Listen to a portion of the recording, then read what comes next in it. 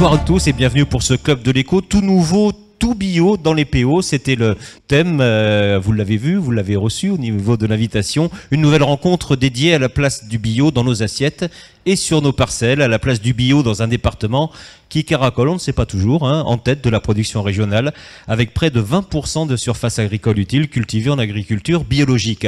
Un département qui s'illustre aussi en matière de recherche et de développement, avec des start-up, on en parlera, qui surfent sur cette croissance bio. Et pour mieux comprendre, Martial, cet environnement local, 3 tables rondes, c'est le principe du Club de l'écho, 3 tables rondes d'une vingtaine de minutes, après quelques questions, le tout... On essaye toujours, et on y arrive, de tenir cette soirée en 1h30 à peu près. Donc 3 tables rondes au cours desquelles nous essaierons de décrypter les différents enjeux de l'économie du bio à travers les acteurs locaux, ils sont là, et qui œuvrent pour le développement de la qualité nutritionnelle des aliments. Et c'est important, Martial. Oui, alors tout nouveau, tout bio, j'ai déjà entendu la réflexion, c'est pas forcément tout nouveau parce que ça fait longtemps que les filières se structurent. Il y a un point d'interrogation. Monsieur Echner le faisait rappeler tout à l'heure. Mais donc 3 tables rondes. La première concernant le poids justement du bio dans le département aujourd'hui, la progression depuis ces dernières années en termes de production, de volume d'affaires, de mise en marché de la production. Comment la filière s'adapte justement à la demande. Parce que je pense que c'est surtout ça aussi le nerf de la guerre, parce que la demande est en constante progression. Deuxième table ronde sur l'innovation, avec quelques belles réussites locales, je pense à Kinao et Claude Sarda qui est aussi là, et Monsieur Jacquemin, sur des startups qui ont pris le virage du bio pour justement réfléchir à des applications bien spécifiques. Et enfin, sur la culture locavore, sur comment aujourd'hui les circuits courts se mettent en place, comment les acteurs locaux, qu'ils soient viticulteurs, qu'ils soient producteurs d'huile d'olive comme Madame Lafont, comment les acteurs locaux se mettent dans le bio et tentent de trouver des débouchés, de faire passer le bio le maximum dans nos assiettes. Ok Martial, alors donc tout de suite la première table ronde, tout le monde est déjà en place. Les PO sont donc-ils devenus un bastion bio? Pour y répondre, donc Nicolas Dubreuil de Sivam Bio, Paqui Despax, la directrice de l'hypermarché Auchan à Perpignan, Emmanuel Echner de la société Alter Bio et Orion Porta du groupe Cosmos et Biocop. Première question peut-être à Monsieur Dubreuil pour Martial, pour présenter peut-être ce qu'est Sivam. Comme on l'a annoncé, c'est le Sivam Bio qu'on découvre aussi est la colonne vertébrale un petit peu de la filière à laquelle s'agrègent tout un petit peu toutes les composantes bio du département. Je crois qu'aujourd'hui ce sont près de 300 producteurs qui sont membres du Sivam Bio. Si vous pouvez nous faire un petit point, parce que vous avez une vraie photographie justement du bio dans le département. Voilà, c'est ça. En fait, le Sivam, on est vraiment une association des producteurs bio du département. On a 2 vocations principales. La première, c'est d'accompagner tous les gens qui ont des projets de conversion en bio ou d'installation directement en bio. Et donc les accompagner sur le plan réglementaire, sur le plan technique, parce que ça implique toutes des pratiques qui sont réellement différentes en bio. Et le deuxième volet, c'est vraiment d'accompagner les producteurs aussi sur le volet commercial pour qu'ils puissent trouver des nouveaux débouchés et des nouveaux circuits de commercialisation pour leurs produits avec des sociétés partenaires et de les orienter vers tous les circuits de distribution possibles. Vous intervenez en amont du coup et en aval après par rapport aux producteurs. Voilà. Et aujourd'hui, c'est une association qui a un peu plus de 350 producteurs bio sur les 500 et quelques du département. Alors ce sont uniquement des producteurs. Ce sont uniquement des producteurs, oui. Les adhérents du Sivam, c'est uniquement des producteurs. Alors, en visitant un petit peu votre site web, vous avez un champ d'action quand même très très large. Formation, conseil, amélioration des techniques, innovation. Alors les deux. Vous n'êtes pas tout seul pour faire ça, rassurez-vous. Non, heureusement. On est aujourd'hui l'équipe, on est 7 personnes avec la particularité du Sivam, c'est qu'on a quand même un pôle technique qui est assez important avec aujourd'hui 4 techniciens qui sont spécialisés en maraîchage, en arboriculture, vraiment pour accompagner tous les producteurs dans la mise en œuvre de toutes les pratiques bio. Vous savez qu'en bio, on se base principalement sur la prévention puisqu'on a beaucoup moins de moyens de traiter. Il existe quelques pesticides naturels qui sont autorisés en bio, mais on se base avant tout sur la prévention avec en essayant d'avoir la biodiversité fonctionnelle la plus importante possible. Et donc nos techniciens aident les producteurs à mettre tout ça en place quand ils sont sur une période de conversion. Alors concrètement, parce que moi j'aime bien le concret, je fais toujours un petit peu le candide dans ces réunions, mais un producteur a besoin de vos conseils, enfin, comment ça se passe? Il vous appelle, il prend rendez-vous, vous arrivez? Alors ça peut être sur plusieurs formes, hein. On va d'abord recevoir des producteurs au bureau pour parler un petit peu de leur projet. On va prendre 1 heure, 2 heures avec eux pour faire un peu le tour, hein, à la fois sur le plan technique, à la fois sur le plan commercial aussi. Parce que des fois il y a des producteurs qui sont très au point techniquement mais qui n'ont pas du tout pensé qu'il fallait aller sur des circuits de distribution différents. Au contraire, il y a des personnes qui ont très bien calé leurs débouchés, qui veulent faire de la vente directe, livrer des magasins bio, mais qui sur le plan technique sont pas forcément au point. Donc on fait un peu un premier tour de tout ça. Là on est dans le conseil en fait. Hein. On est vraiment dans le conseil. Donc ça c'est du suivi individuel. On peut aussi, il y a des dispositifs qui existent au niveau régional, le Visa Bio par exemple, où on va accompagner les producteurs pendant 3 jours sur le terrain pour les accompagner. Idem sur le plan technique et sur le plan commercial. Et puis après, on essaye aussi de faire du suivi collectif avec des sessions de formation. On organise une quinzaine de formations chaque année. Et aussi, notamment, on essaye d'animer plusieurs groupes techniques d'échange où les producteurs vont échanger entre eux et échanger sur leurs différentes pratiques. Quelle est votre vue sur ces dernières années? Comment est-ce qu'on progresse? Est-ce que vous avez vu une progression, une volonté véritable dans le département de vraiment aller vers le bio? Vous êtes au cœur du système. Ben moi, je suis arrivé en 2013. On était en 2013, on sonnait le pompon parce il y avait 13% la surface agricole utile, c'était 13%.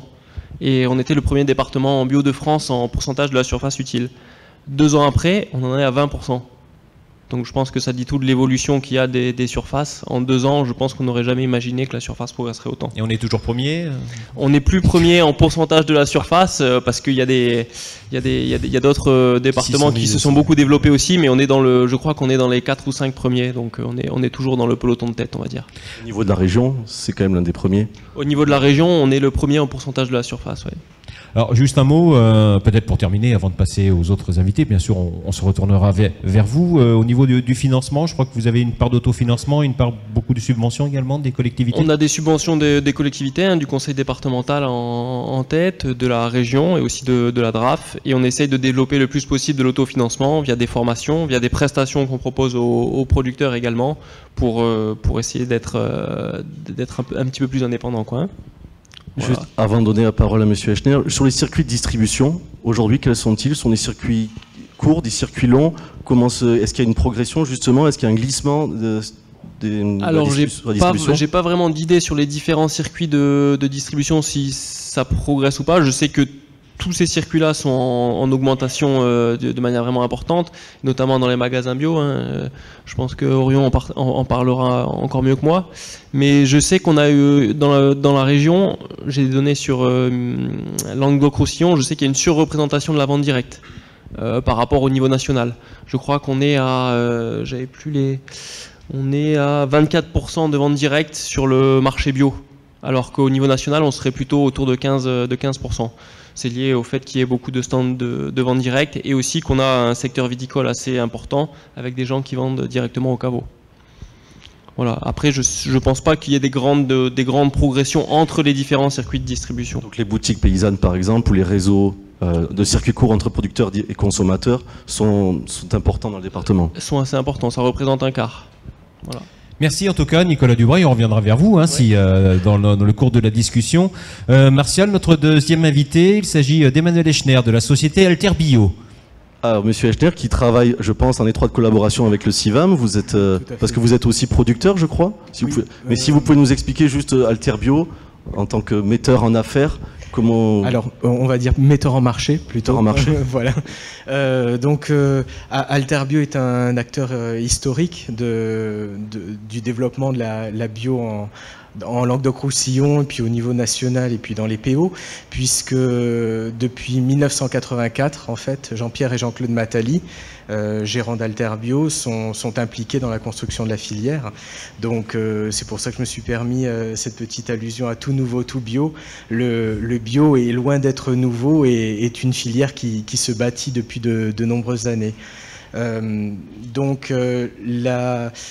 Pour la petite histoire, en 1984, il n'y avait aucune structuration véritablement de la filière. Il n'y avait pas de cahier des charges européen de la bio. Et la bio, elle était en fait régie par des associations comme Nature et Progrès qui avaient bâti leur propre cahier des charges et essayé de définir ce que pouvait être la bio. Maintenant, on est à une échelle bien différente et avec une structuration qui a pris beaucoup d'ampleur. Effectivement, nous sommes en étroite collaboration avec le CIVAM parce que Alter Bio en fait se structure à la fois comme producteur et metteur en marché en coordonnant en fait les efforts de production. À savoir que sur le département, nous fédérons 76 producteurs. Dont 36 font partie d'une association spécifique liée à Alter Bio, c'est Terroir Bio Languedoc-Roussillon, et qui commercialise sous la marque Couleur Midi, donc des produits vraiment issus du local. En termes de volume, en termes de tonnage? Alors en termes de tonnage sur le local, cela représente 2500 tonnes de produits. Voilà. Après, ce n'est pas la seule activité que nous développons, puisque toute notre stratégie est basée sur la synergie des marchés et la synergie des zones de production. Notre slogan, c'est « Culture de terroir ». Et pour avoir les meilleurs produits aux meilleurs endroits, il faut aussi aller les chercher ailleurs. Et donc on crée justement des synergies de zones de production, notamment avec l'Espagne, avec l'Italie, maintenant également sur le grand import avec le Pérou et d'autres destinations, pour justement étoffer notre gamme et développer l'offre marché. Et en termes de marché, justement, qu'est-ce que vous avez comme... vous allez dans quel pays? Ou c'est national, c'est à l'export? Alors, notre marché est national et international. Nous commercialisons environ 75% des produits vers la France. Nous avons environ 25% d'exportation sur tous les pays européens. Au niveau national, la distribution s'adresse à tous les canaux, c'est-à-dire que nous visons les magasins spécialisés bio, les réseaux de distribution comme Biocoop, mais également la grande distribution, les grossistes, maintenant également l'industrie qui est en recherche de produits également pour développer des gammes de produits transformés bio. Là encore, on est toujours dans une croissance année après année? Oui, la croissance est très forte. Les chiffres nationaux en fruits et légumes donnent une tendance à 25% de croissance sur les 8 premiers mois de l'année. Au niveau d'Alter Bio, on peut le vérifier également, puisque au jour d'aujourd'hui, notre chiffre d'affaires est de 50 millions d'euros et nous avons progressé de 10 millions d'euros en un an. Ah, ça fait rêver quand même. C'est ce qu'on appelle une bonne progression. C'est une bonne progression, mais cette progression est maîtrisée au jour d'aujourd'hui. Nous insistons beaucoup sur le fait que la filière justement se construit et elle se construit en bonne intelligence avec beaucoup de planification. De l'anticipation et de la planification. On insiste énormément sur justement cette planification de culture avec tous nos producteurs partenaires, puisqu'il ne s'agit pas de les engager sur des voies qui soient sans débouché produit. Donc on essaye toujours de mettre une adéquation entre le marché et le produit et son producteur en fait. Ça c'est vraiment notre philosophie. Dernière question. Qu'en est-il effectivement de vos relations avec le CIVAM 66? On vous a écouté tous les deux. De quelle manière travaillez-vous ensemble? Alors, nous travaillons activement ensemble sur les débouchés marchés, notamment. Nicolas vous parlait du côté un petit peu aval de la filière. Ça se fait également par le biais d'Alter Bio, puisque les contacts pris en termes de nouveaux producteurs peuvent déboucher à des partenariats avec notre société. Et puis, justement, il y a un retour également de nos services commerciaux vers le CIVAM pour leur donner les tendances produits, pour mettre en avant justement les productions qui sont attendues par les marchés et qui manquent. Donc voilà, c'est une étroite collaboration, effectivement. Puisque vous l'évoquez, il manque, il y a des marges de progression encore pour la production locale, pour les agriculteurs locaux. Oui, il y a des marges de progression, oui, tout à fait. Et justement, Nicolas pointait le fait qu'on avait beaucoup de ventes directes sur le département. Il peut y avoir également de la place pour des projets plus ambitieux que la vente directe, notamment tous les métiers de l'expédition. Voilà. Très bien, merci beaucoup. De nouveau, n'hésitez pas d'ailleurs à intervenir durant les différentes discussions. On se retrouve tout à l'heure. Notre troisième invité, Martial. Madame Nespax, voilà. On va parler de la distribution maintenant. Et justement, pour avoir visité l'Hyper Auchan il y a quelque temps avec vous, c'est vrai que la place du bio est de plus en plus importante dans votre magasin. Aujourd'hui, par rapport à la consommation, par rapport au consommateur, quelle est votre stratégie? Comment vous mettez en avant justement le bio? Sur le magasin, nous on a choisi le bio et on a décidé d'en faire un bastion dans le cadre d'un projet commercial et d'un remodeling du magasin. D'abord parce que c'est un marché porteur et qu'aujourd'hui dans la distribution on doit préempter les marchés porteurs. Ensuite parce que ça répond aux attentes des consommateurs. Donc effectivement on a doublé le rayon bio en quelques mois. On arrive aujourd'hui à près de 2500 références. Donc c'est presque une petite boutique à l'intérieur de l'Hyper. On a voulu que ce soit différenciant. On veut aussi prendre une longueur d'avance sur un marché qui répond aux attentes des consommateurs. Avec des produits locaux, vous mettez aussi en avant des produits locaux. Alors, on a des produits locaux, oui, on a des produits locaux. On a fait une très très belle réussite sur tout ce qui est les vins, les jus de fruits. Bon, là, on travaille beaucoup avec, essentiellement d'ailleurs, avec les produits locaux. En ce qui concerne les fruits et légumes, c'est également un marché porteur. On a un peu plus de difficulté à travailler avec les produits locaux. Aujourd'hui, on est à la recherche justement d'entreprises qui s'adaptent à la grande distribution. Donc aujourd'hui, on a des produits français, quelques produits locaux, mais on passe encore par notre plateforme de fruits et légumes. On n'a pas d'achat direct aujourd'hui sur le département au niveau des fruits et légumes, alors qu'on en a en vin, on en a en jus de fruits. Est-ce que c'est pas un petit peu paradoxal quand même par rapport à tout ce qu'on vient d'entendre, de dire que finalement en fruits et légumes, ça vient pas des PO quoi? Si, mais on a déjà eu la discussion plusieurs fois. Je vois le sourire. Nous, on est en attente et on est partie prenante, comme on a su le faire avec les fournisseurs locaux sur le vin ou sur les jus de fruits. Aujourd'hui, on est en attente justement de pouvoir travailler avec la production locale au niveau des fruits et légumes. Petit mot peut-être, Monsieur Echner, sur le sujet. Après, le débat est un peu compliqué puisque il s'agit aussi d'accords nationaux avec certaines enseignes. Bon, c'est vrai qu'Alterbio travaille avec la grande distribution, mais il y a des accords d'enseigne. Donc, pour pouvoir aussi développer en local, il faut également qu'il y ait des accords nationaux et ça simplifie beaucoup les choses également. Alors c'est vrai, mais en ce qui concerne les liquides, le vin par exemple, on a trouvé un accord au niveau du local. Ça a été long, certes, mais nous y sommes arrivés puisqu'aujourd'hui ça se passe plutôt bien et c'est un marché qui est en très très forte évolution. J'espère en tout cas que cette reprise de parole de tous les deux débouchera peut-être un petit peu sur quelque chose. C'est une stratégie du groupe Auchan. Là, j'ai vu qu'Auchan avait ouvert ce vendredi, en 15, son deuxième magasin Cœur de Nature, qui ne propose que des produits bio. C'est dans le 9e arrondissement à Paris, s'il y en a qui vont visiter la capitale dans les jours qui viennent. C'est un concept qu'on peut voir un petit peu décliné en province. Oui, il y en a un sur. Vous pouvez nous en dire un mot sur non, c'est un concept. Il n'y a que des produits bio, c'est ça quoi. Voilà, c'est que des produits bio, donc sur une surface entre 2 et 4 000 m². Oui, c'est quand même on a un sur le magasin de Bretigny qui a ouvert il y a 3 ans et comme il a fait ses preuves, on ouvre un second magasin en région parisienne. En lisant ça, je lui dis 2 en 3 ans quand même, c'est pas non plus.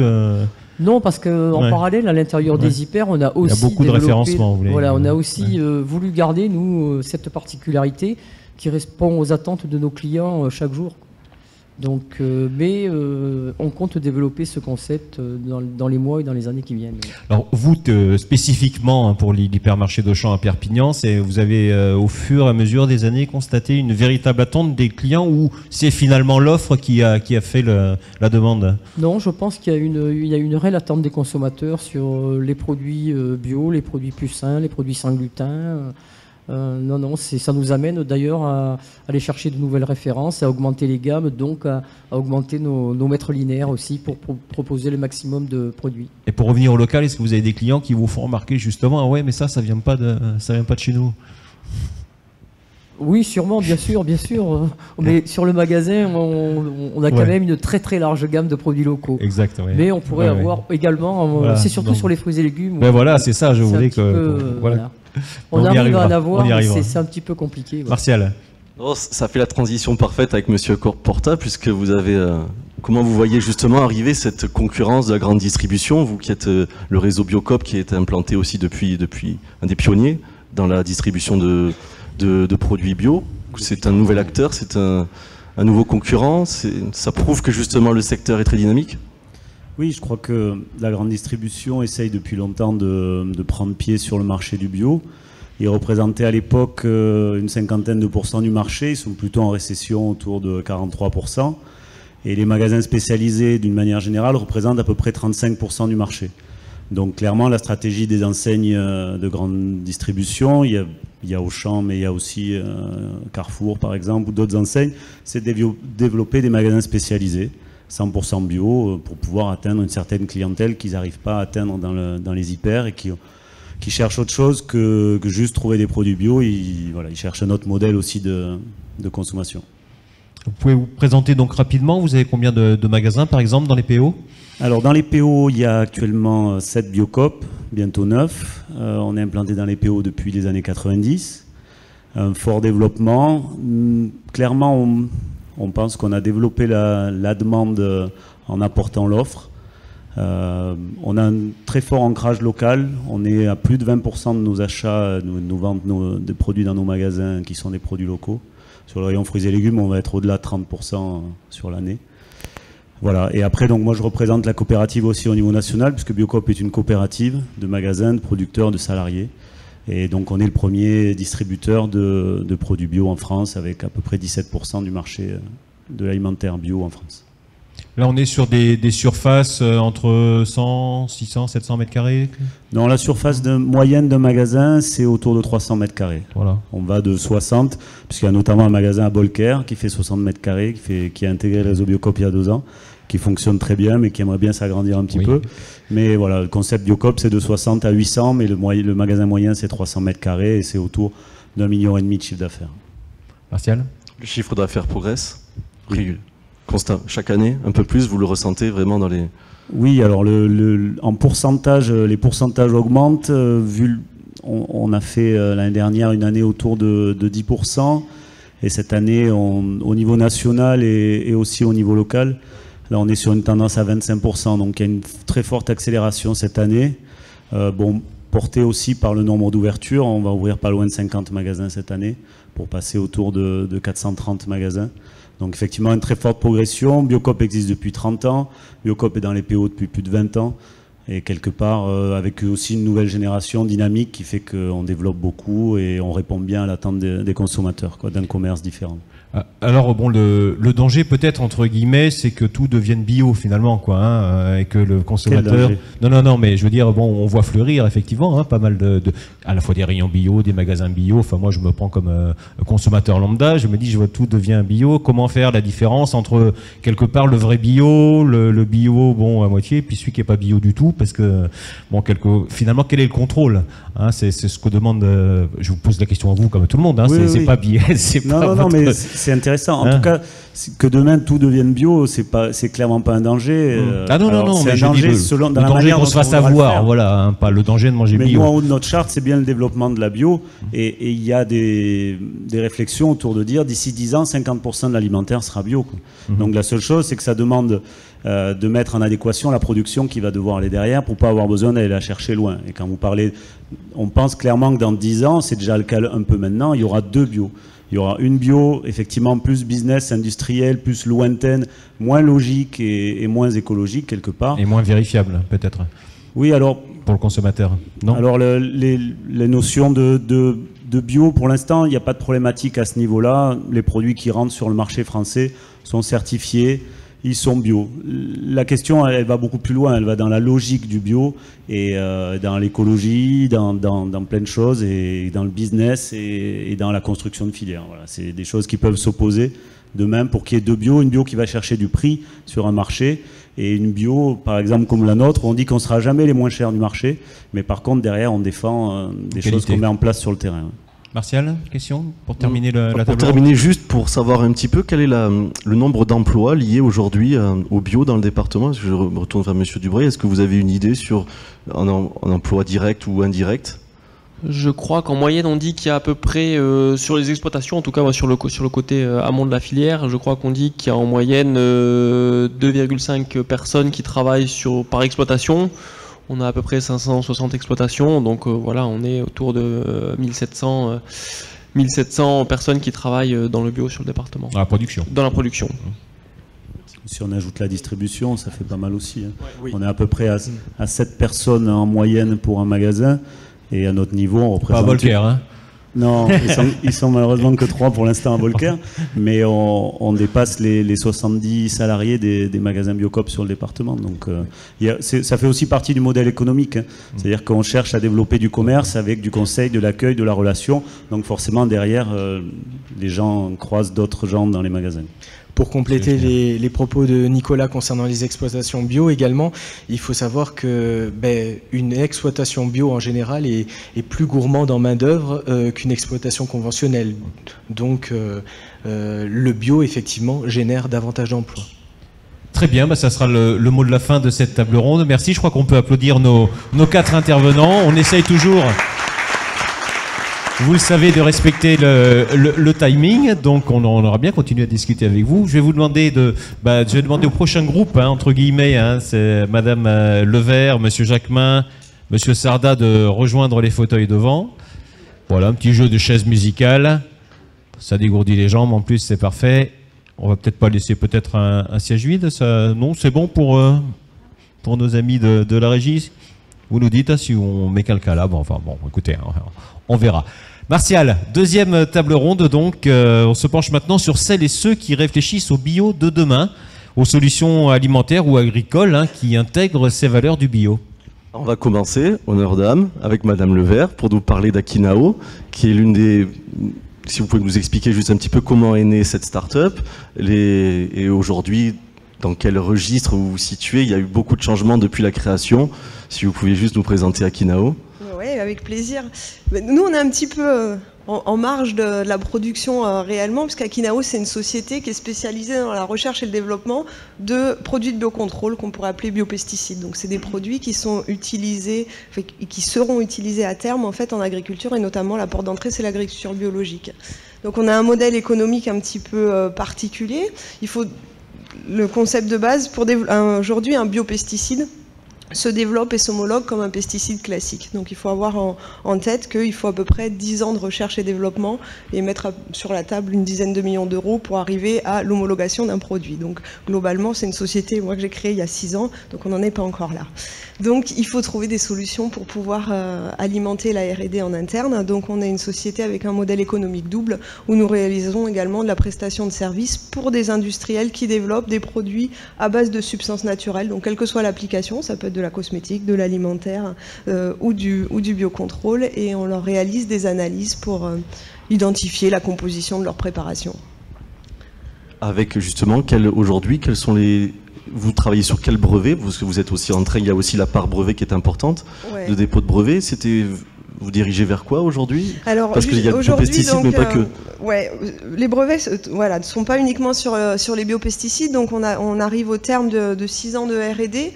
Pour nous, l'idée, c'était de développer des produits de biocontrôle éco-responsable. L'idée, c'était pas de développer un produit de biocontrôle en allant chercher une plante au fin fond de l'Amazonie et en exploitant des ressources lointaines, mais d'essayer de valoriser des plantes plutôt locales ou du micro-organisme qu'on trouvait localement. Donc c'était voilà, développer un produit de biocontrôle dans une filière locale. Donc on a travaillé sur un certain nombre de plantes endémiques du département. Une des particularités, c'est que certaines de ces plantes, on arrive à les faire pousser assez facilement sur des friches, notamment des friches agricoles. Et donc on travaille sur, voilà, sur des plantes endémiques du département qu'on fait pousser sur des friches agricoles et pour lesquelles on extrait les principes actifs qui sont ensuite formulés pour demain faire un produit de biocontrôle. Ça fait à peu près 6 ans qu'on développe un de ces produits-là, un de ces concepts produits. Le premier brevet vient juste d'être déposé. Je ne vous dirai pas encore de quelle plante il s'agit parce qu'il n'a pas encore été dévoilé, le brevet, donc bientôt, j'espère. En revanche, donc, voilà, je vous ai donné ce pas de temps tout à l'heure en amont et ce pas financier. Donc pour nous, l'idée, c'est d'avoir des brevets qui ensuite sont licenciés, exploités par des industriels qui sont un peu plus gros que nous sur le secteur pour que le produit ait une chance d'arriver au marché. Donc c'est horizon 2020, 2021. Ouais, on est sur un horizon 2020-2025 pour avoir un produit, un produit de biocontrôle. En revanche, l'idée, c'était aussi de se dire, quand on génère ce principe actif, on a du coproduit. On n'aime pas dire le terme déchet, mais on a du coproduit.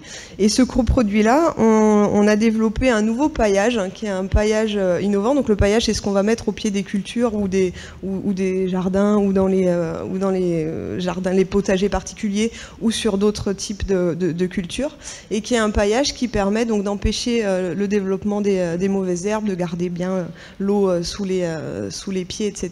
Et à destination aussi des collectivités locales. Ouais, on a deux deux cibles pour ce produit-là. Une cible qui sont les collectivités locales, territoriales, et puis les agriculteurs. On travaille avec notamment des viticulteurs ici sur Banyuls qui ont une problématique qui sont ces vignes en terrasse qui sont difficilement mécanisables. Il y a certains agriculteurs qui sont donc en bio et qui ne veulent pas traiter en herbicide.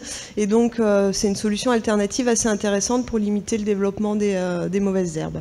Et ça, c'est... Pardon, j'arrête pas de parler.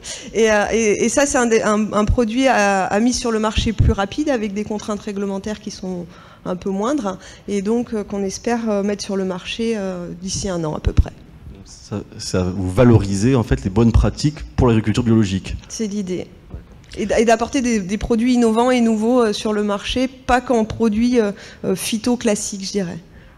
Alors j'ai lu dans une interview il y a 1 an ou 2, je ne sais plus, que vous envisagiez de proposer aussi un service de certification Charca Free pour lutter contre cette fameuse maladie.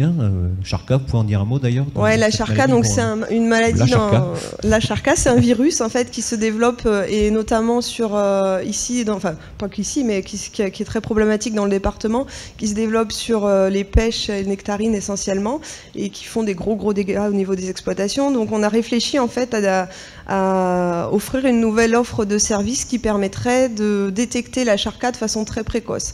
Et pas plus tard qu'hier, en fait, on a lancé un projet avec des coopératives du département, donc notamment la coopérative Ilfruit et la Melba, avec lesquelles on travaille vraiment maintenant à la mise en œuvre de cette nouvelle méthode d'analyse qui va permettre de détecter la Charca de façon très précoce et notamment de la détecter sur les jeunes plants qui vont être replantés quand il y a de l'arrachage d'anciens arbres qui sont charqués, de manière à essayer d'assainir un petit peu les vergers pour limiter la propagation de cette maladie. Donc les gens vous apportent quoi? Un échantillon? Vous l'analysez? Comment ça se passe? Ouais, alors là on est au cœur de l'innovation encore. On est au cœur vraiment du développement de cette nouvelle méthode. Il faut faire de l'innovation pour arriver. Donc il y a déjà des méthodes qui existent, mais il faut vraiment les adapter à ces problématiques locales. Donc on est en plein développement et le programme vient juste d'être lancé. Alors là, avec Akinao, on est vraiment dans une start-up locale qui réussit, qui je crois, enfin Emmanuel a eu le prix Alfred Sauvy d'ailleurs, à une époque, voilà, je me tourne, il faut... Quasiment. Le prix d'indépendant. On a reçu le prix d'indépendant il y a quelques années. C'est pour ça que je m'en souvenais. Voilà. Donc, comment ça se passe pour vous concrètement? Là, on sort peut-être un petit peu du bio, mais bon, là, vous en êtes à 6 ans, je crois, d'existence. C'est compliqué, toujours besoin de financement, toujours besoin de gens qui croient en votre projet, qui vous aident? Oui, alors en fait, on a la chance en fait d'avoir créé la société avec un gros soutien de l'université de Perpignan. C'est-à-dire qu'encore aujourd'hui, j'ai une partie de mon équipe technique qui est hébergée à l'université de Perpignan, qui nous loue une partie des laboratoires et des plateformes analytiques. S'il avait fallu créer Akinao il y a 6 ans comme ça de but en blanc, il fallait lever 1 ou 2 millions d'euros. Donc lever 1 ou 2 millions d'euros comme ça, c'est compliqué. Oui. Et donc on a choisi en fait de développer la société comme ça, voilà, sur fonds propres pendant quelques années. En revanche, on est effectivement toujours à la recherche de financement, donc on finance par des biais de projets, de fonds européens, de fonds régionaux, et beaucoup sur les fonds propres qui sont générés par notre autre activité de prestation de services. Et cette activité justement de prestation, depuis qu'elle a été lancée, elle vous permet, on l'a entendu, de financer une partie de vos besoins. Est-ce qu'elle correspond à vos attentes par rapport à ce que vous aviez espéré au départ? Alors on est en train de lui donner un second souffle en fait, parce que on est en pleine démarche qualité, donc on devrait avoir un audit final pour une démarche qualité qui s'appelle bonne pratique de laboratoire et qui est absolument nécessaire à nos clients. Quand nos clients développent des produits, alors que ce soit pour le marché de la cosmétique, de la nutraceutique ou du biocontrôle, ils ont besoin que nos analyses soient certifiées bonne pratique de laboratoire. Et ça fait un petit peu plus, quasiment 2 ans, donc on est une petite structure, hein. La mise en place de cette démarche qualité, elle était assez longue, mais on arrive au bout et on a l'audit final en fin d'année. Donc on est en train de donner, je pense, un second souffle. J'espère qu'on va donner un second souffle à l'activité de prestation de services. Il n'y a pas de raison. Les produits de biocontrôle vont se développer dans les années à venir. Ça fait 5-6 ans que l'innovation a lieu dans les sociétés, dans les labos de recherche. Je vous ai dit tout à l'heure qu'il fallait à peu près 10 ans. Donc les produits vont arriver sur le marché. Les industriels vont avoir besoin de nos services, donc on a bon espoir que ça s'enflamme. Donc Akinao est en plein dans l'actualité, hein. Bientôt le brevet, la certification, on aura l'occasion certainement, Martial. Je pense d'en reparler dans les colonnes de l'Indep. Tout à fait. Et est-ce que vous pourrez aussi avoir des passerelles avec par exemple le Civam Bio, ou est-ce que vous avez déjà des passerelles? On a déjà. Alors en fait, on a signé il y a quelques mois maintenant, semaines, une espèce de consortium sur le département qui s'appelle le pôle biocontrôle Roussillon, pour essayer de faire émerger justement des projets de développement de produits de biocontrôle. Et donc, le Civam Bio, on les connaît depuis la création d'Akinao, et on interagit en fait. On a toujours besoin, nous, d'avoir aussi des agriculteurs qui sont prêts à nous aider à tester les produits qu'on développe. Et donc, on travaille par le biais du Civam ou en direct avec des agriculteurs collaborateurs qui sont prêts à tester nos nouveaux produits. Merci en tout cas Annabelle Levert, puis n'hésitez pas à intervenir dans la discussion que nous allons poursuivre, Martial, avec notre deuxième invité, François Jacquemin. Martial. François Jacquemin, et qu'on peut aussi, avec Claude Sarda, qui sont un petit peu dans la même gamme. C'est des produits, pour le coup, c'est pas des produits agricoles, mais des produits alimentaires innovants.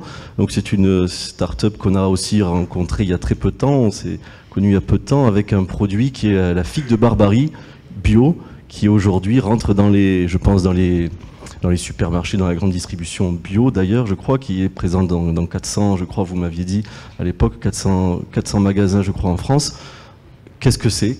C'est Cœur de Cactus. Pourquoi vous êtes lancé justement dans la figue de Barbarie bio? Quel était le fait déclencheur? Juste un mot pour vous terminer la présentation. Vous avez obtenu en 2014, vous avez été vainqueur du concours national de la création agroalimentaire biologique. Voilà. Avec cette création dont vous allez nous dire un mot. Non, celui-là, il ne veut pas, j'ai l'impression. Hein. Voilà. Merci. Oui, effectivement, on a eu cette récompense.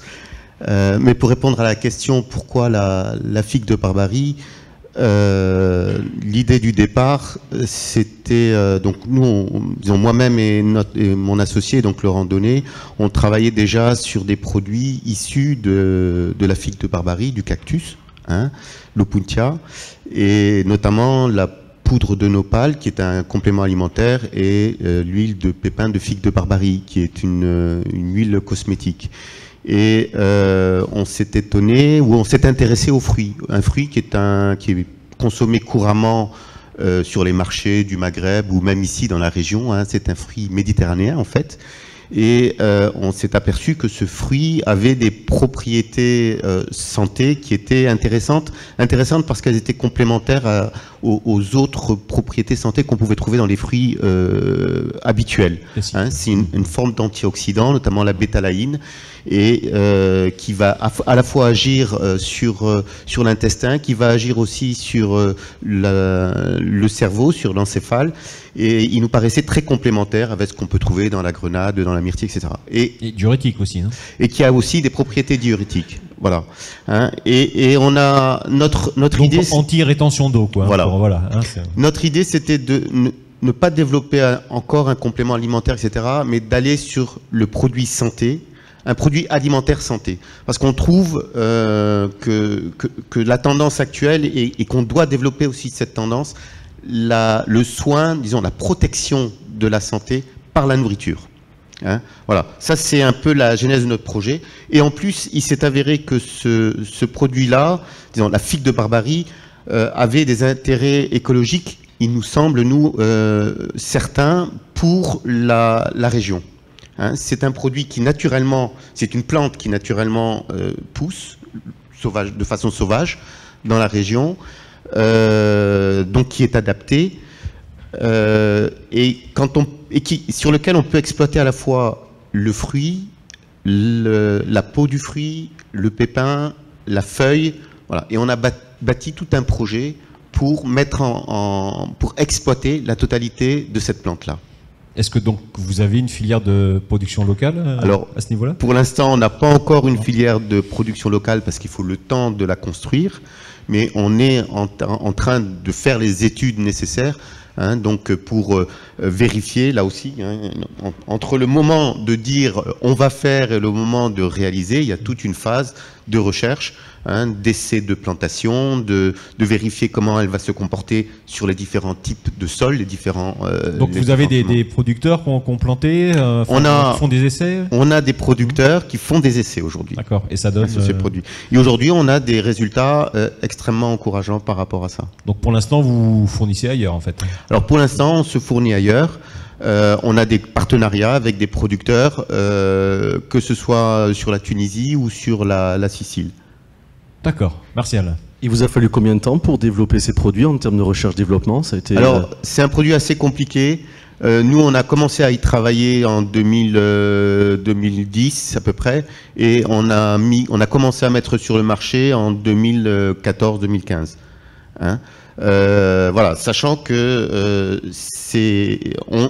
on révolutionne pas, on n'est pas sur des nouveaux process de fabrication, mais on est sur un nouveau fruit et il faut adapter les process de fabrication à notre produit. Alors là, votre produit donc s'appelle fruits de cactus à boire, hein, c'est ce qu'il y a marqué sur la petite bouteille. Des bouteilles de combien de centilitres d'ailleurs? Alors on a deux gammes, on en a une de 50 centilitres et une de 50 Je rappelle d'ailleurs que cette soirée, comme toutes les autres, hein, sera disponible sur YouTube et sur le site indépendant.fr et qu'elle est filmée par nos amis de l'équipe événementielle de Midi Libre. Je vous en prie. Voilà, donc le fruit de cactus à boire, hein, qui est notre premier produit que l'on a mis sur le marché, qu'on a voulu appeler fruit à boire parce qu'on a toute la pulpe, etc. Donc on a un procédé de fabrication qui nous permet de garder cette purée de fruits en fait sous forme liquide, qui est notre premier produit. Mais on a développé aussi un vinaigre à base de figues de Barbarie, et aujourd'hui on est en train de développer... Qui a les mêmes propriétés, antioxydants... Voilà, mais le vinaigre va renforcer les propriétés anti-rétention et drainantes de la part du vinaigre lui-même, hein. C'est un vrai vinaigre de fruits. Voilà. Et on est en train de développer aussi une poudre qui est un mélange de fruits et de feuilles pour en faire un peu un super aliment qui soit plus facile à consommer que le fruit à boire en tant que tel. Alors, Monsieur Jacquemin, là, soyons clairs, je veux boire du fruit de cactus à Perpignan, je vais où, je vais comment? Alors aujourd'hui, on a pratiquement, sur Perpignan, on doit avoir 3 ou 4 ou 5, 6, moi je sais pas. Bon voilà, on est sur les magasins bio. On n'est pas, par rapport à ce que vous disiez tout à l'heure, on n'est pas en grande surface aujourd'hui. On est exclusivement sur les magasins spécialisés bio. Alors, la difficulté d'un produit innovant... On est chez Biocop. On est chez Biocop, hein, on est en cours de référencement, donc on est en direct chez les Biocop locaux, et on est en cours de référencement au niveau de Biocop national pour pouvoir avoir une distribution sur l'ensemble des Biocop nationaux. Mais ce que je voudrais dire aujourd'hui, c'est qu'un produit innovant comme celui-ci, c'est un nouveau produit que le consommateur ne connaît pas, Hein, il a beau avoir des propriétés, si on n'arrive pas à l'expliquer, à montrer, à faire des animations, à le montrer aux consommateurs, il ne se vend pas. Et donc, pour nous, on doit être en relation avec des commerçants qui vont faire aussi l'effort de l'expliquer, qui vont nous accepter aussi pour faire des animations, etc. Hein, pour nous, c'est fondamental par rapport à ce type de produit. Et c'est pas toujours le cas ? Pour l'instant, ça marche bien avec les magasins bio, mais on sent quand même que l'augmentation d'activité fait que les gens sont moins disponibles. Voilà. Donc, et je pense que la réflexion, c'est la réflexion que vous aviez tout à l'heure, la spécificité justement des magasins bio, c'est d'avoir du personnel qui puisse conseiller le consommateur. Prescripteur, en fait. Qui soit prescripteur, parce que l'alimentation devient quelque chose qui doit s'adapter aux individus. Hein? Voilà. D'accord. Merci Monsieur Jacquemin, et puis nous suivrons de nouveau dans l'ADEP la suite des aventures, notamment du fruit de cactus à boire. Et, moi personnellement, ça m'a donné envie de le goûter. Je savais pas qu'on pouvait. Voilà, je connaissais pas, donc c'est l'aspect très intéressant de ce style de débat. On va continuer d'ailleurs dans la même veine, si je puis dire, avec Claude Sarda, un habitué de nos soirées éco, puisque finalement, on passe du management, du financement participatif, là maintenant, au bio. Martial, un petit mot sur... Dans le même registre des produits innovants dont on parle depuis déjà un petit moment, je ne sais pas depuis quand Abies Lagrimus existe. Juillet 2013. Juillet 2013, c'est assez récent. Et avec un virage, donc Claude Sarda, vers le bio. Alors si vous pouvez juste nous expliquer un petit peu la gamme et pourquoi le bio et en quoi les produits que vous développez sont bio aujourd'hui? Donc, en fait, effectivement, Abies Lagrimus, c'est le sirop de sapin du Canigou, pour ceux qui connaissent. Donc, quand j'ai démarré l'activité en juillet 2013, au démarrage, même si notre récolte se faisait en haute montagne, on est à 1700 mètres d'altitude, au-dessus de Vernet-les-Bains, à Mariaille, pour ceux qui connaissent. Donc là, vraiment, on est en pleine nature et je n'avais pas de souci, si vous voulez, d'avoir ce besoin de reconversion et on aurait pu directement attaquer en bio. Par contre, on a un ingrédient important qui rentre dans la composition du sirop de sapin, c'est le sucre.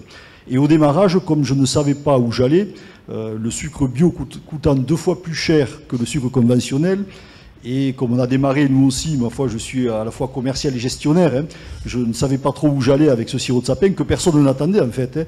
C'est une recette ancestrale et patrimoniale que nous avons sauvegardée et relancée. Donc quand j'ai voulu démarrer, je me suis dit, on va démarrer doucement, on va tester le marché. Et donc on a démarré les 2 premières années en faisant une récolte avec du sucre conventionnel.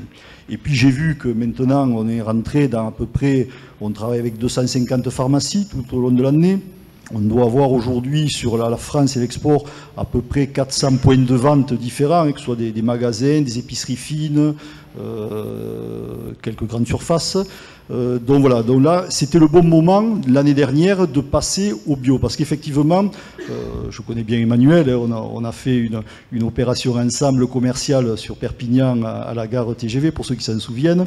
Et donc c'est vrai que arriver avec un produit bio aujourd'hui, surtout quand on est comme moi sur une niche, nous sommes les seuls producteurs en France à élaborer du sirop de sapin, donc c'est quelque chose qu'il faut aussi expliquer, il faut les convaincre. Et donc arriver également avec un produit bio, ça permettait plus facilement d'ouvrir des portes. Donc depuis l'année dernière, nous avons fait notre 3e récolte en bio. Et donc là, petit à petit, il me reste encore un petit peu de conventionnel, toute la gamme va passer bio. On a aujourd'hui 2 produits qui sont entièrement bio. Et puis au fur et à mesure, on va passer à l'ensemble de la gamme en bio. D'accord, on avait un petit détail technique à régler avec Martial, excusez-moi. Donc, alors, vous êtes bio maintenant, est-ce que vous ne sentez pas une différence au niveau de l'intérêt du public, le fait que vous soyez passé bio, que le sirop de sapin maintenant soit bio? Pas encore, bon. Ou les bonbons bio, parce que j'ai vu que vous faisiez aussi les bonbons avec le sirop. Oui, mais à la base, voilà, aujourd'hui, avec le sirop de sapin, quelle était la problématique que j'avais? C'est un produit qui se consomme essentiellement l'automne-hiver, de manière préventive. Donc c'est la bonne période là maintenant pour tous ceux qui veulent faire une cure et se renforcer cet hiver. Donc profitez-en, c'est le bon moment pour prendre le sirop de sapin du Canigou.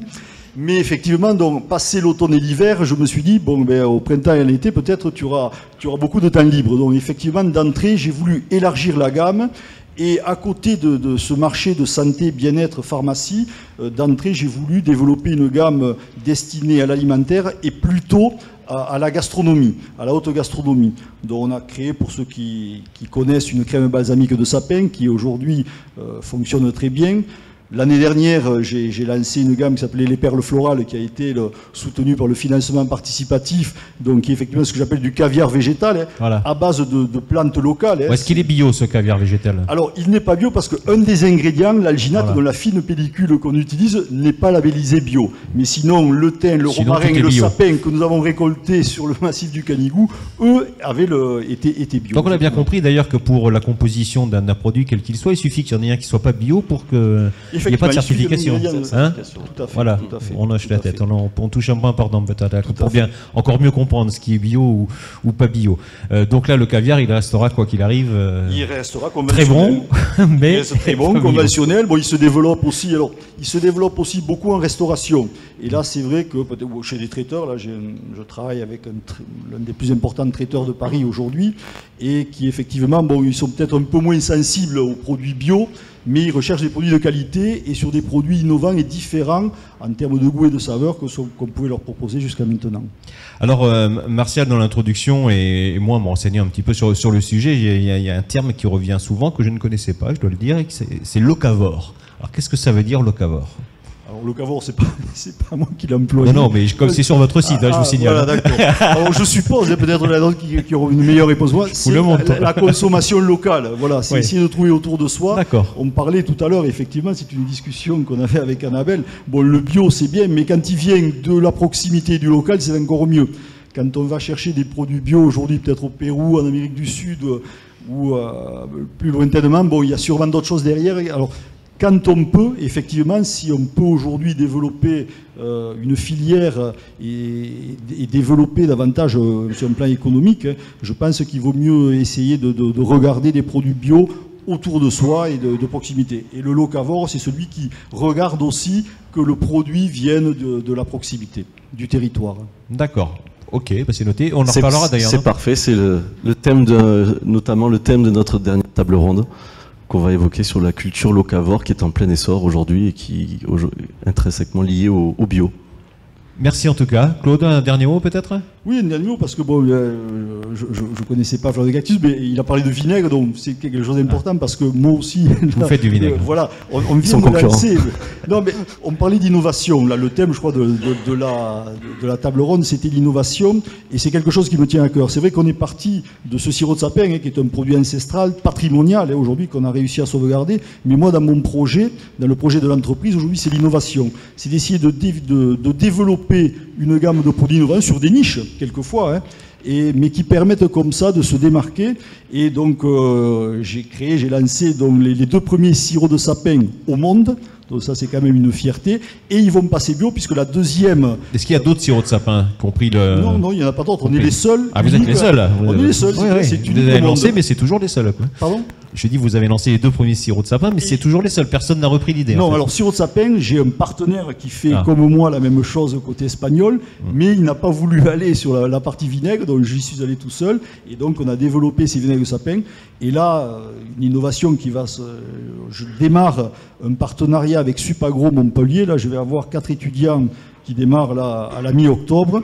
Alors, je ne vous dis pas tout aujourd'hui, je laisse un peu de teasing, hein, comme ça fera l'objet de notre article prochainement dans les Débats, mais on va développer pour le mystère ce soir, prochain, on va en apprendre un nouveau produit qui sera donc 100% local aussi, et sur une niche, et qui sera bio. Et d'entrée, celui-ci, Emmanuel, il sera labellisé bio.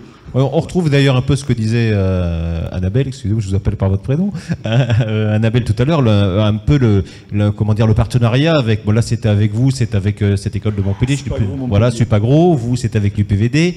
On a travaillé ensemble. Vous avez travaillé ensemble aussi, vous voyez, donc c'était vraiment quelque chose d'important de travailler tous ces... C'est du locavore, vous voyez, on reste là aussi, même au niveau des partenariats, même au niveau des, on reste local ou régional. Voilà, des universités ou des grandes écoles. Merci en tout cas Claude, merci de nous avoir présenté à nouveau Abies Lagrimus. On peut applaudir nos 3 intervenants, à moins qu'il y ait des questions particulières. Voilà, toujours le timing, hein, toujours une vingtaine de minutes.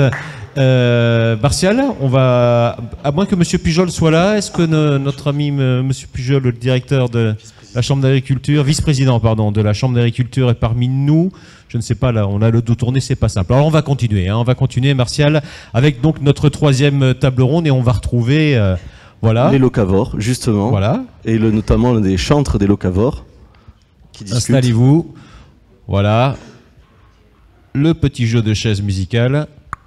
Monsieur l'héritier, je vous en prie, asseyez-vous. Voilà, mettez-vous peut-être là, voilà. Voilà, on va laisser ce fauteuil libre.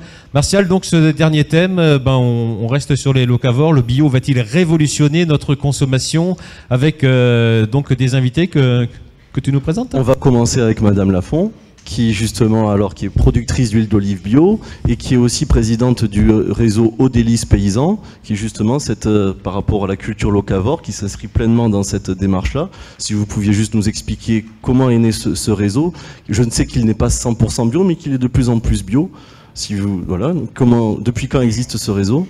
Alors, c'est plutôt une boutique de producteurs. Donc, elle a été ouverte il y a 4 ans maintenant, donc en 2012.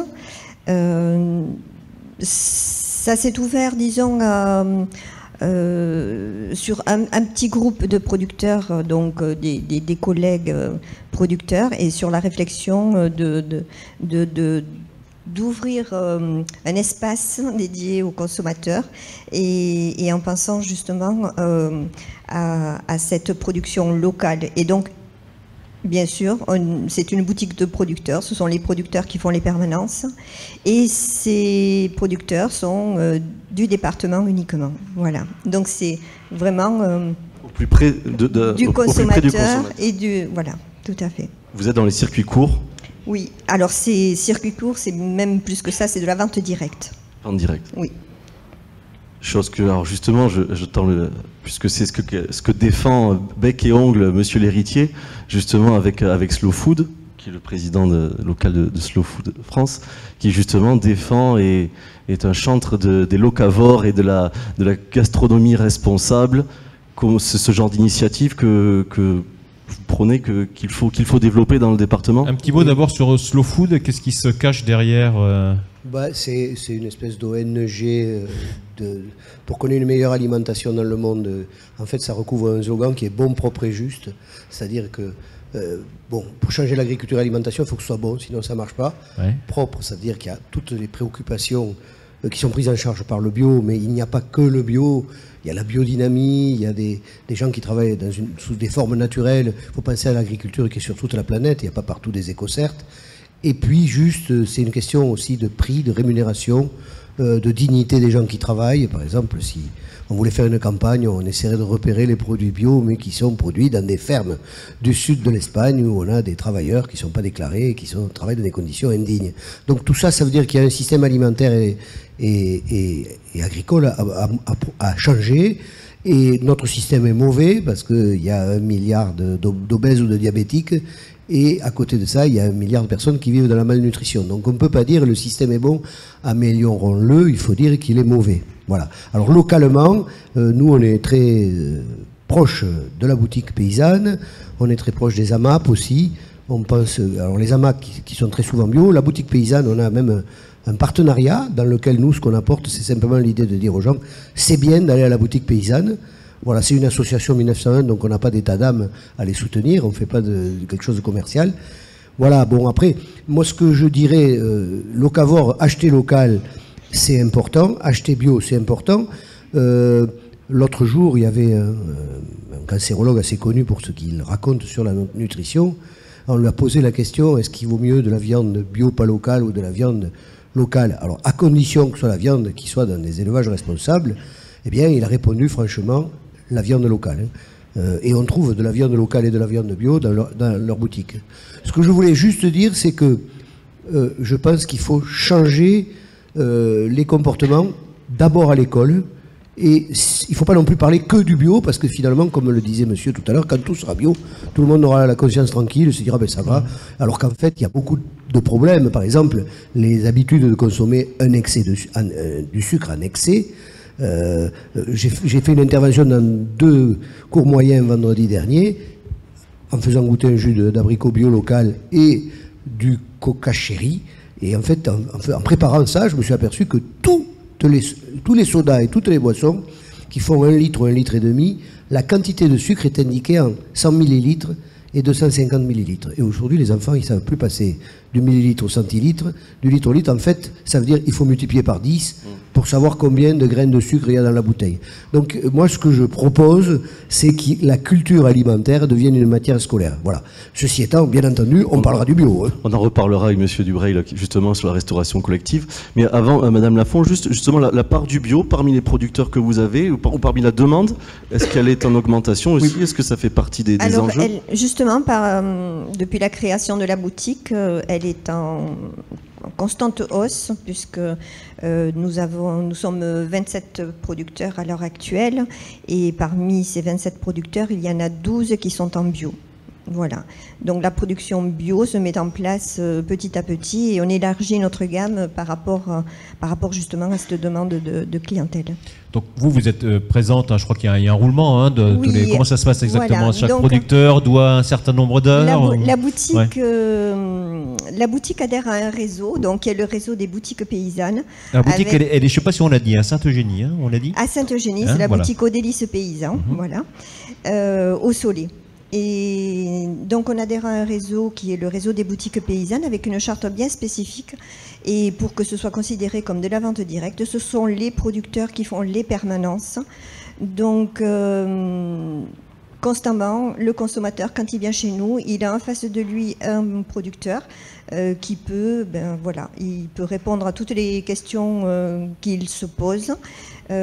Cette année, on a innové aussi justement pour faire connaître à nos consommateurs et répondre à cette demande de traçabilité. On a mis en place un système de visite sur les domaines. Donc tout l'été, nous avons fait donc 1 fois par mois des visites sur les domaines.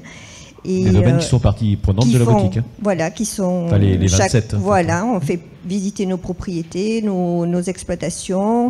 Les gens viennent, donc on leur fait voir comment, nos modes de production. On leur fait, donc ils sont au plus près de notre vie rurale, en fait. Voilà. Donc le fait que vous soyez donc en roulement dans cette boutique, ça n'exclut pas, je suppose, le fait que vous fassiez aussi de la vente directe chez vous, sur vos domaines propres. La plupart d'entre nous avons des points de vente sur les domaines. Donc on fait aussi des marchés, on fait et on a quelques points de vente personnellement sur d'autres boutiques. Voilà.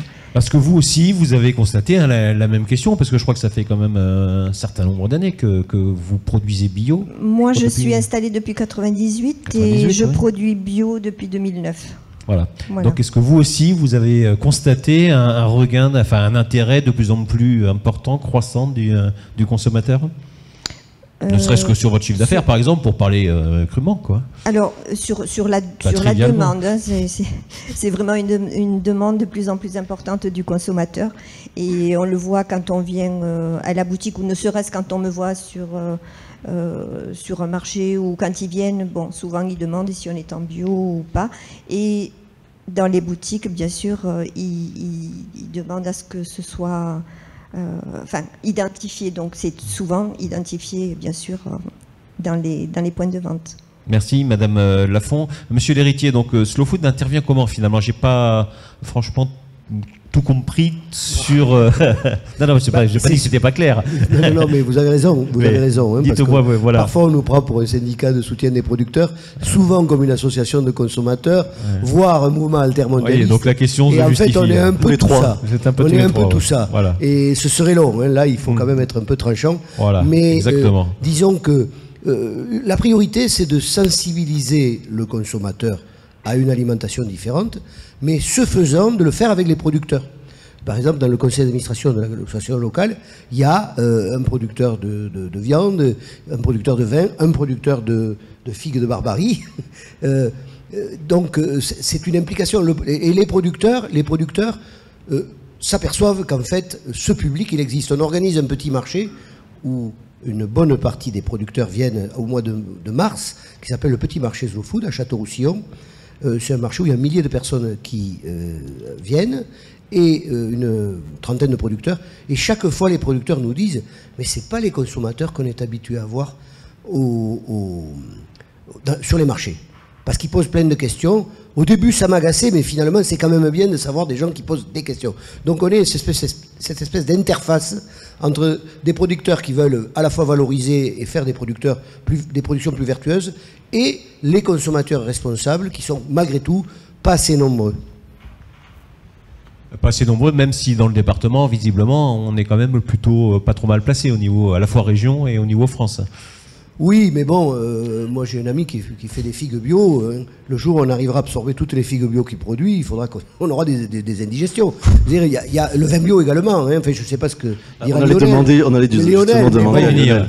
Il y a beaucoup de produits. Je ne connais pas les chiffres, mais sur ces 20% de surface agricole consacrée au bio, ce serait intéressant de savoir quelle proportion correspond au local. Je pose la question. Mais allons-y. Sachant qu'on est quand même une région assez spécialisée en arboriculture et en viticulture, je pense qu'on finirait dans un très mauvais état si on absorbait toute la production locale.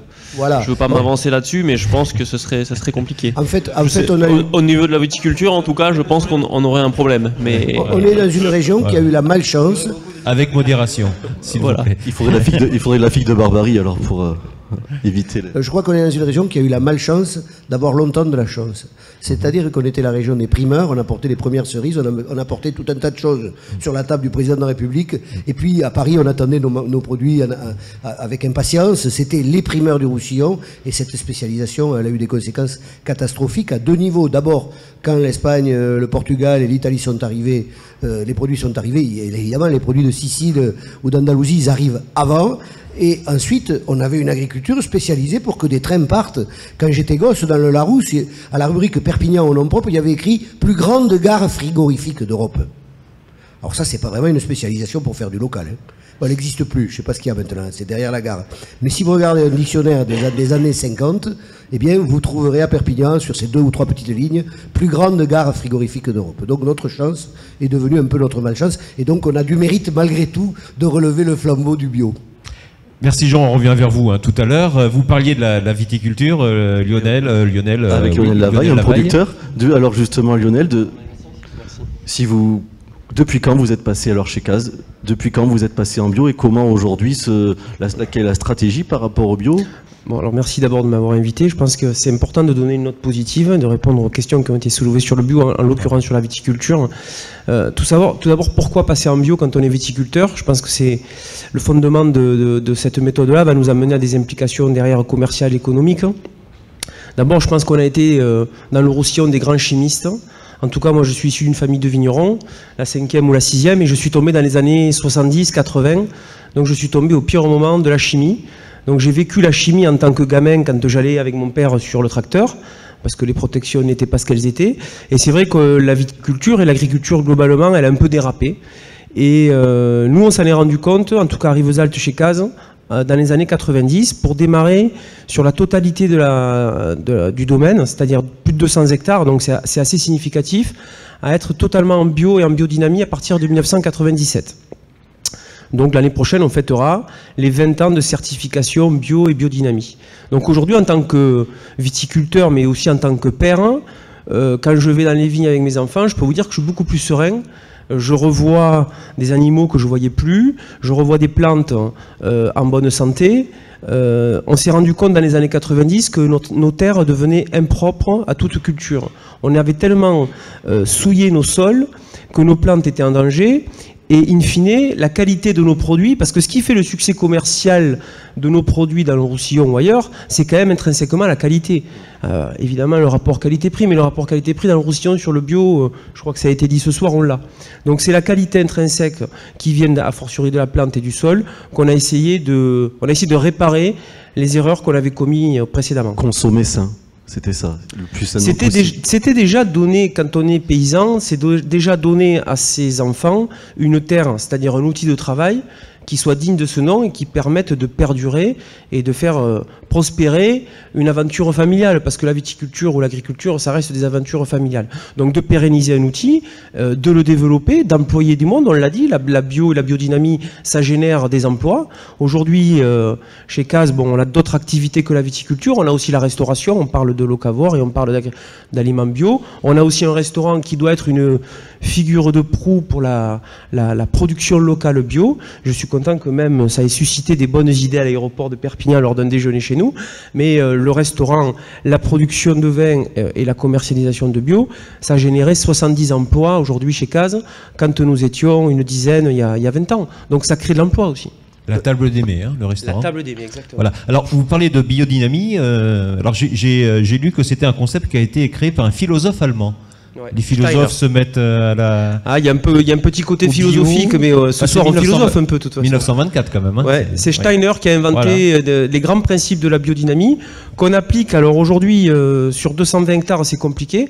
Il faut quand même se rendre compte qu'on est aujourd'hui, alors c'est un peu présomptueux, mais le Roussillon a un vrai atout là-dessus. On a le plus grand domaine viticole d'Europe en biodynamie aujourd'hui ici.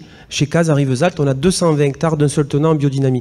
Alors on ne mérite pas des lauriers, hein, parce que sincèrement, on serait dans la Loire ou à Bordeaux, on ne pourrait pas avoir de la biodynamie, de la bio sur de si grandes surfaces. Dans le Roussillon, c'est pas le cas aujourd'hui, mais 325 jours de soleil par an, enfin, c'est pas vous que je vais vendre la climatologie du Roussillon. Favorise. Hein, ça favorise. Bah, ça devient quand même relativement simple. Allez, sauf aujourd'hui, on l'oubliera. Là, aujourd'hui, quand même, l'eau, là, on l'attendait, elle fait du bien quand même. Mais vous étiez ici, là, donc. On prépare à l'initiation florale de l'année prochaine. Alors, la biodynamie, c'est quoi? C'est juste, quand on enlève les éléments chimiques qu'on donnait à la plante, on va compenser par des éléments naturels. Ça va être des tisanes, d'ortie, de prêle. On va travailler avec des produits naturels. On va travailler nos sols. On va étudier les cycles lunaires pour essayer d'être plus efficace avec les produits qu'on utilise. En fait, on va juste travailler comme travaillait mon grand-père, hein, et on va réapprendre à devenir de vrais paysans. Parce que la chimie, elle avait aussi cet avantage-là, je l'ai encore une fois vécu gamin, c'est qu'un bon traitement curatif, et vous étiez parti 15 jours avant à la chasse ou au ski, c'était pas bien grave. Enfin, au ski en été, c'est plus lointain. Mais en tout cas, on pouvait partir à la montagne, à la plage pendant l'été. Aujourd'hui, en bio et en biodynamie, c'est clair qu'on part pas en Cerdagne, on part pas sur la plage. Il faut surveiller, il faut comprendre la plante, il faut l'écouter. C'est-à-dire que ces préparations, vous les mettez à un moment précis dans le cycle lunaire? Exactement, il y a des cycles lunaires qui font qu'il y a des jours plutôt fruits, plutôt racines. En fonction du traitement qu'on va appliquer, si on vise plutôt le fruit, la feuille ou la racine, on appliquera en fonction de ces méthodes-là. Voilà. Le troisième point, je crois que c'est le travail du sol par les labours. Bah, disons que c'est basique, mais quand on laboure les sols, les racines sont plus profondes, il y a une vie microbienne qui se refait dans les sols. Quand il pleut par exemple, comme aujourd'hui, quand on a labouré ces sols, l'eau elle va dans le sol, donc c'est des réserves hydriques pour la plante. Quand les sols ont été désherbés pendant 20 ans, les sols ils sont aussi durs qu'une autoroute et l'eau elle ne fait que passer. Et donc aujourd'hui, racines profondes dit plante en bonne santé, dit minéralité, dit fraîcheur dans les vins. Or, on est sur des climats de plus en plus chauds, donc on a des vins de plus en plus frais. Et donc tout ça, c'est la qualité du produit, parce que le bio, ça reste retrouver le vrai goût des choses. Alors dans le domaine CAS, le bio, c'est quelle part maintenant? Ah ben nous, c'est 100%. À 100%, d'accord. Voilà. Okay. Commercialement, du coup, ce sont des produits à vraiment plus forte valeur ajoutée. Du coup, ça apporte davantage de la croissance. valeur ajoutée, clairement, elle est sur la qualité. Elle n'est pas sur. C'est pas parce qu'on est passé en bio qu'on a augmenté les tarifs. Ça, je pense qu'il faut pas penser que parce qu'on est bio, on va vendre plus cher, c'est pas vrai. Par contre, très objectivement, le fait d'être en bio, ça nous a ouvert des portes. Alors on parle beaucoup de localité, de locavore. Évidemment, notre activité locale, elle est très importante, mais notre activité à l'international, elle est aussi très importante. Et le bio a été un des tremplins vers un de nos principaux marchés, par exemple, qui est le Japon. Alors c'est pas le plus proche, mais les Japonais sont, depuis Fukushima et d'autres événements tragiques, sont très impliqués dans l'agriculture biologique. Il faut dire qu'ils avaient peut-être un peu de retard, mais du coup, la bio ouvre des portes. Et je pense que c'est vraiment, pour l'agriculture DPO, je pense que c'est un formidable atout. On l'a dit, le département est parmi les leaders. Il y a quelques années, il y a eu de l'affichage dans le département avec numéro 1 des départements bio. Je pense qu'on ne met pas assez tout le monde en réseau, et je crois que ce soir c'est bien de l'avoir fait, mais sur le plan économique, on pourrait aller beaucoup plus loin pour vendre les PO comme le département de la bio. Qui pourrait fédérer toutes ces énergies, en fait, toutes ces bonnes volontés du département? Certainement pas les institutions politiques, je pense, parce que elles ont certainement d'autres priorités. En tout cas, elles vont pas toujours toutes dans le même sens. Donc, je pense que des associations, peut-être Slow Food, de mettre en relation des chambres d'agriculture, des producteurs et des metteurs à marché comme Alterbio, Biocop. Je pense que le département n'est pas bien grand, les acteurs ne sont pas nombreux. Peut-être ce soir, ça peut être le début d'une mise en réseau. Alors, dernière question, est-ce que ça coûte plus cher de produire bio ? Évidemment que ça coûte plus cher, puisque la main-d'œuvre en France. La proportion, si vous étiez resté comme vous étiez. C'est de l'ordre de 30%. 30%. Et vous y retrouvez quand même après, au bout de 15 ans de recul ou de... Sincèrement, les premières années, si demain vous étiez vigneron, vous achetez la vigne et vous me disiez, voilà, je veux faire de la bio, je vous mettrai. D'ailleurs, on a beaucoup de viticulteurs qui viennent se former chez nous à la biodynamie. Je vous sensibiliserai sur le fait que les premières années sont très difficiles. Et quand je dis les premières années, il y en a presque 10 à passer. La vague, elle est un peu longue.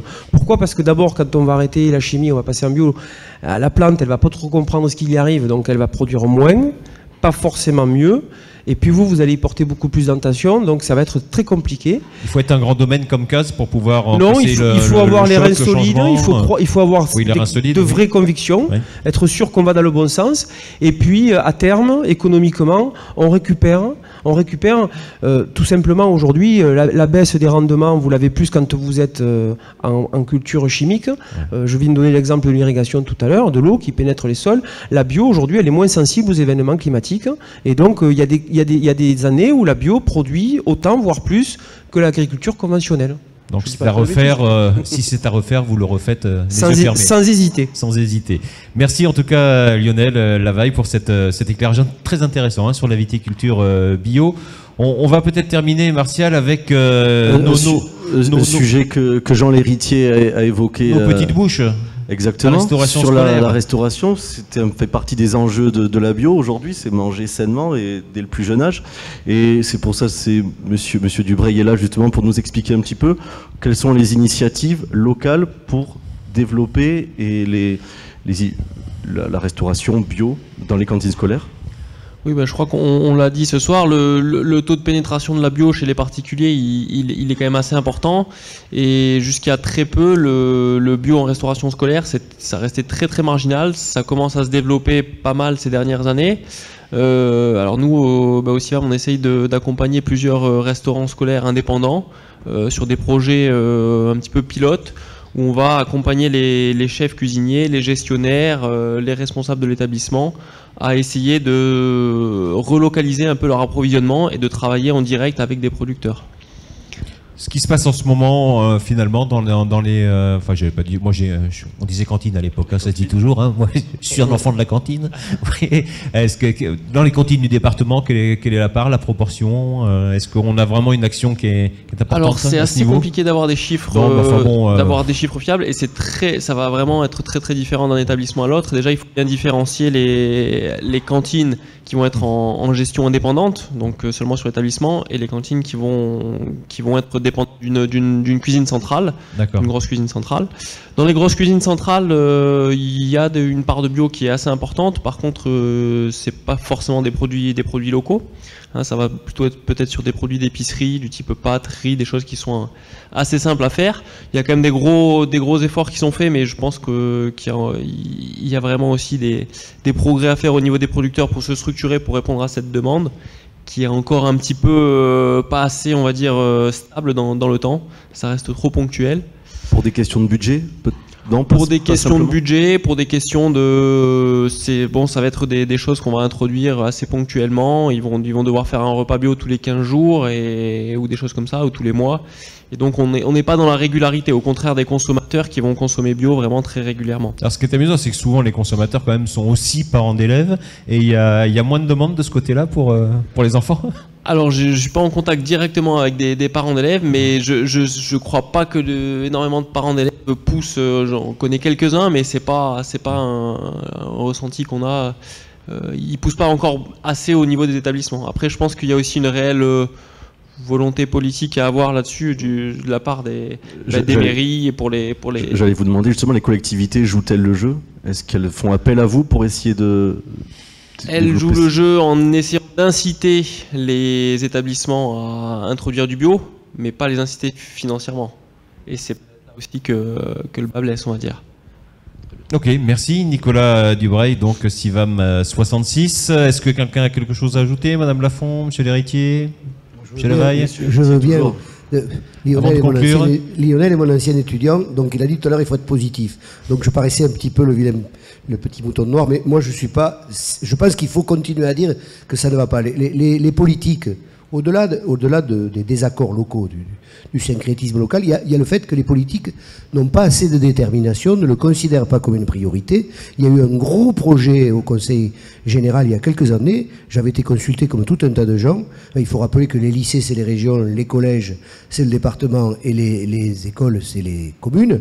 Et ce gros projet, c'est un gars qui a fait du transversal, qui a audité des dizaines et dizaines de personnes, et pour une raison politique, parce que son patron est parti à la région, le projet, alors qu'on avait payé un salarié pendant 1 an pour travailler dessus, il supposait qu'on ait une machine à traiter les légumes, sinon on ne peut pas faire un vrai travail d'amélioration dans les cantines. Le projet pour les légumes a disparu, et l'idée d'introduire du local et du bio, ça reste minimal. D'ailleurs, quand on vous le demande, tout le monde dit, on ne sait pas trop. Pensez que si le chiffre était glorieux, tout le monde l'afficherait. On saurait bien. Voilà. Bon, pour l'instant, on ne sait pas trop. Espérons qu'un jour, on saura. Monsieur Dubreuil, oui, un mot dessus. C'est vrai que ça, ce projet de légumerie, c'est vrai que ça, c'est un peu le nerf de la guerre, parce que les cuisiniers, maintenant, sont devenus... ils font plus vraiment souvent, ils ont plus le temps de faire de la cuisine pour des questions aussi de personnel. C'est des désensacheurs. Voilà, je ne sais pas le dire, mais... Et on le voit, nous, au niveau de... Parce qu'on a structuré un petit groupe de 25-30 producteurs qui livrent la restauration scolaire, et on a quasiment 80% de notre chiffre d'affaires qui sont des fruits, parce que c'est encore ce qu'il y a de plus simple. Et au niveau des légumes, on a du mal à suivre, parce qu'il y a la nécessité de transformer en cuisine, et ça, souvent, les cuisiniers sont plus prêts à le faire. Bah écoutez, ce soir on a surtout parlé, et heureusement d'ailleurs, des réussites dans le département. Voilà en tout cas un sujet sur lequel on doit encore beaucoup progresser, si j'ai bien compris. Est-ce qu'avant de la conclusion par Alain Both, on a quelques questions parmi notamment nos membres du Club de l'Éco? Alors excusez-moi, j'ai un projecteur devant, je ne vous vois pas. Autrement, on va conclure en applaudissant notre dernier groupe et nos 4 invités. Encore très intéressant, on resterait bien longtemps aussi à discuter, mais c'est vrai qu'on a un timing, on s'y tient. Bon, on a tous travaillé aujourd'hui, donc on essaye de faire quand même des choses dans une durée qui soit sympathique. Alain Both, directeur général délégué de l'Indépendant, donc qui va conclure cette soirée. Alain, voici un micro. Avant de conclure, moi j'avais une question. On a parlé d'initiative, on a parlé de beaucoup de choses. On n'a pas parlé pognon. J'ai entendu parler de financement participatif, de crowdfunding. Quand on se pointe chez un banquier, peut-être y en a-t-il dans la salle qui pourront nous répondre, est-ce que le bio ouvre les portes ou pas? Pour la distribution, oui, clairement. Quand on va voir un banquier, qu'on lui dit qu'on veut monter un magasin bio, qu'on fait partie d'un réseau reconnu et qui se développe et qui fonctionne bien grâce à ses valeurs, les banquiers, notamment ceux qui sont près de cette mouvance aussi, parce qu'il y a des banquiers aussi différents, ça existe un peu, effectivement, ils sont réceptifs. Je crois que Madame Lafont avait un petit mot à ajouter sur le sujet aussi. Oui, enfin, moi je disais pas vraiment, parce que en tant que productrice, hein, avant tout, qu'on soit en bio ou pas, ça change rien. Si on n'a pas les reins assez solides et puis de quoi apporter financièrement, voilà, on se mouille pas vraiment. Voilà.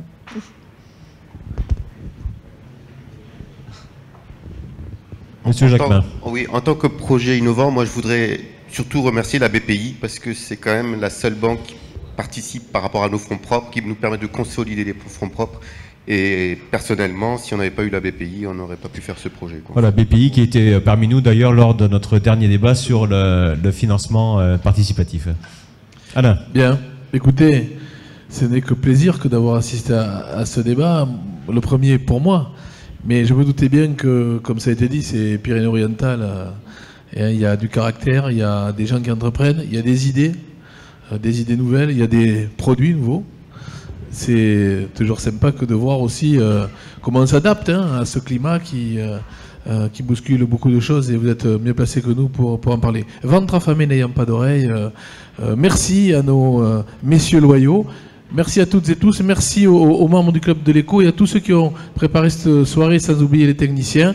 Moi, je vous invite à rejoindre le traiteur qui est pas loin, traiteur bio. Vous saurez nous le dire.